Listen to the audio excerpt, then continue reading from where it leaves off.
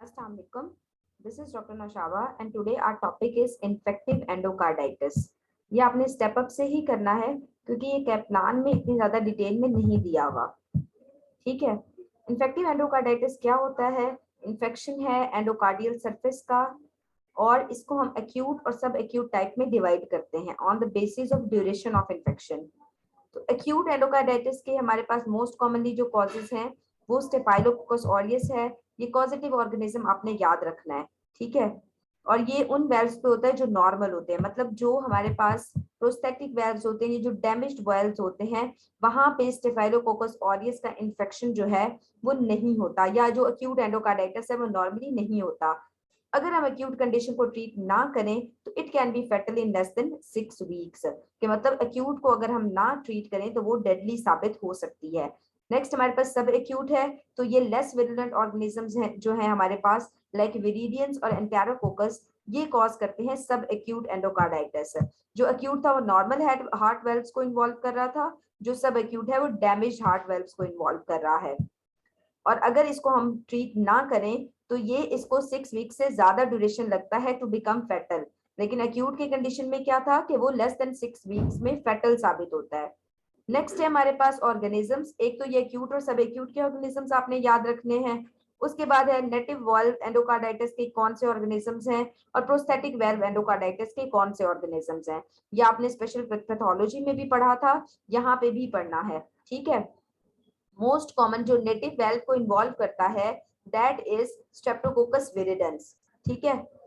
इसके अलावा आप जो स्ट्रेप्टोकोकस बॉविस है वो भी इन्वॉल्व करता है, और हैसिक ऑर्गेनिजम्स है वो भी इन्वॉल्व करते हैं। हैसिक एक निमोनिक है, इससे में हमारे पास हिमोफिलस आता है, एक्टिनोबैसिलस, कार्डियोबैक्टीरियम, इकिनेला एंड किंगेला। ये आपने बिल्कुल ऐसे ही याद करना है।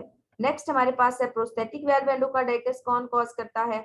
तो उसमें जी हमारे पास मोस्ट कॉमन कॉज जो है वो स्टेफाइलोकोकाई है, ठीक है। और जो आईवी ड्रग एब्यूजर्स हैं उनमें जो मोस्ट कॉमन होता है दैट इज स्टेफाइलोकोकस ऑरियस। ये आपने नाम याद रखना है, ये आपसे एमसीक्यूज में पूछा जाता है कि जो, या और साथ में जो हमारे पास सिनेरियो होता है वहां पे भी अक्सर पेशेंट की हिस्ट्री दी होती है कि आईवी ड्रग एब्यूजर है, तो आप डायग्नोसिस बताएं और ऑर्गेनिज्म बताएं। तो आपने याद रखना है आईवी ड्रग यूजर्स में स्टेफाइलोकोकस ऑरियस जो है वो मोस्ट कॉमन कॉज होता है इन्फेक्टिव एंडोकार्डाइटिस का। तो बाकी जो कॉजेज है वो एंटेरोकोकाई, स्ट्रेप्टोकोकाई भी होते हैं, फंजाई भी कॉज करती है, लेकिन ये लेस कॉमन कॉजेटिव ऑर्गेनिजम्स हैं। नेक्स्ट हमारे पास कॉम्प्लिकेशंस हैं कि अगर हम इन्फेक्टिव एंडोकार्डाइटिस को ट्रीट नहीं कर रहे, ये सुपर इम्पोज्ड इन्फेक्शन हो गया है, तो क्या होगा? पेशेंट हार्ट फेलियर में जा सकता है, पैरावेल्वुलर अब्सेस बन सकती है, जहाँ पे इन्फेक्शन हो वहां अब्सेस इजीली बन जाती है। ये वेरियस जो हमारे पास ऑर्गन्स होते हैं वो एम्बोलाई से डैमेज हो सकते हैं, क्योंकि जहां पे भी इंफेक्शन होगा वहां पे छोटे छोटे थ्रोम्बस एम्बोलाई बनना शुरू हो जाते हैं। वो वहां से टूट के जब ट्रेवल करते हैं और बाकी ऑर्गन्स तक जाते हैं तो वो वहां पे भी डैमेज कॉज करते हैं। जैसे पल्मोनरी एरिया में जाएंगे, हमारे पास रेटिना में जाएंगे तो रॉट स्पॉट्स बना देंगे, जेनवी लीयंस बना देंगे जो कि हमारे पास एक्सट्रीमिटीज में माइक्रो एब्सेसिस को हम कहते हैं। इसके अलावा सेप्टिक आर्थराइटिस करा देंगे, एपिड्यूरल स्पाइनल एब्सेस हो जाएगी, या रीनल एब्सेस भी हो सकती है। जिस जिस ऑर्गन में जाएंगे उस ऑर्गन में या तो लिगेंड्स कराएंगे या अब्सेस कराएंगे, ठीक है।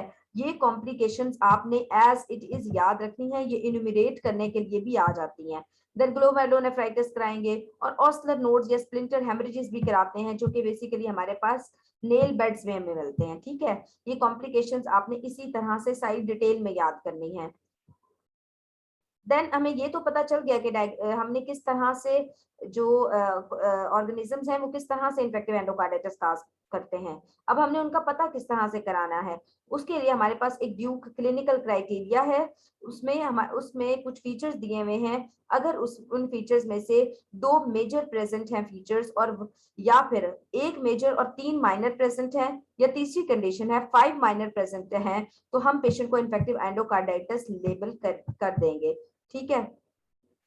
अब ड्यूक क्राइटेरिया क्या है? ये वाला हमारा सारा ड्यूक क्राइटेरिया है। मेजर फीचर्स में हमारे पास सस्टेन बैक्टीरियमिया आ जाता है, एंडोकार्डियल इन्वॉल्वमेंट आ जाती है, और माइनर में हमारे पास आता है प्री डिस्पोजिंग कंडीशंस, जैसे कोई एबनॉर्मल वेल्व है या फीवर है पेशेंट को, कोई वेस्कुलर फिनोमिना है जैसे सेप्टिक या आर्टीरियल या पल्मोनरी एम्बुलाई है, इम्यून फिनोमेना अगर कोई है, ग्लोमेरुलोनेफ्राइटिस, ऑस्टोनोड्स वगैरह हैं, तो ये सब इसमें आएंगे। इसके अलावा अगर पॉजिटिव ब्लड कल्चर है या फिर पॉजिटिव एकोकार्डियोग्राम है। इसमें पॉजिटिव ब्लड कल्चर का मतलब ये है कि जो हमें ग्रोथ मिली है that is sufficient to cause infective endocarditis but not as much as we count for major criteria. ठीक है, तो ये फीचर्स हैं जो आपने याद करने हैं।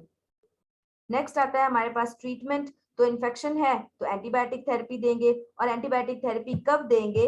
हम 3 ब्लड कल्चर्स पहले निकालते हैं एंटीबायोटिक थेरेपी स्टार्ट करने से पहले। ठीक है, और पैरेंटल एंटीबायोटिक्स जो हैं वो हम एक स्पेसिफिक जो है वो कल्चर रिजल्ट पे बेस कर रहे होते हैं कि हमें कौन सी पैरेंटल एंटीबायोटिक देनी है और कितने अरसे के लिए देनी है। मोस्टली हम 4 to 6 वीक्स के लिए देते हैं। अगर कल्चर नेगेटिव हो लेकिन पेशेंट क्लिनिकली सिम्टम शो कर रहा हो तो उसके लिए हम वैंकोमाइसिन प्लस अमाइनोग्लाइकोसाइड्स उसको यूज कराते हैं।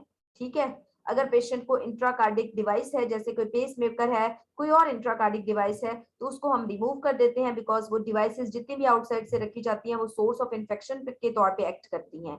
ठीक है, ये था हमारे पास मेडिकल ट्रीटमेंट। सर्जिकल इंटरवेंशन हम किस में करते हैं? जिसमें एक्यूट हार्ट फेलियर हो रहा हो अगर किसी पेशेंट में वेल्वुलर डैमेज की वजह से, या फिर लेफ्ट साइडेड इन्फेक्टिव एंडोकार्डाइटिस हो विद हाईली रेजिस्टेंट ऑर्गेनिज्म। हमने सारी मेडिसिन दे दी, पेशेंट बिल्कुल रिस्पॉन्ड नहीं कर रहा। ठीक है, इसके अलावा इन्फेक्टिव एंडोकार्डाइटिस है लेकिन उसकी कॉम्प्लिकेशन होगी, जैसे हार्ट ब्लॉक है या एब्सेस बन गई है या फिर परसिस्टेंट बैक्टीरिया है या फीवर 5 to 7 डेज तक रह रहा है, तो हम एंटीबायोटिक्स दे दी फिर भी फीवर सेटल नहीं हो रहा। उसके अलावा जो है हमारे पास बैक्टीरिया रह रहा है, रिकरेंट इन्फेक्शन हो रहे हैं, तो उन सारी कंडीशंस में हम सर्जिकल इंटरवेंशन को कंसिडर करते हैं। ठीक है, ये था हमारा आज का टॉपिक इन्फेक्टिव एंडोकार्डाइटिस। इसमें बहुत सारी चीजें याद रखने वाली हैं, थोड़ा टाइम लगेगा, बट वंस यू रिमेंबर तो इनशाला आपको फिर ये टॉपिक जो है वो याद रहता है। ठीक है, बहुत हाई यील्ड टॉपिक है, बहुत दफा आता है मेडिसिन में भी, पीड्स में भी, इसलिए अच्छी तरह कवर करना है। In case of any query you can ask. Thank you and Allah Hafiz.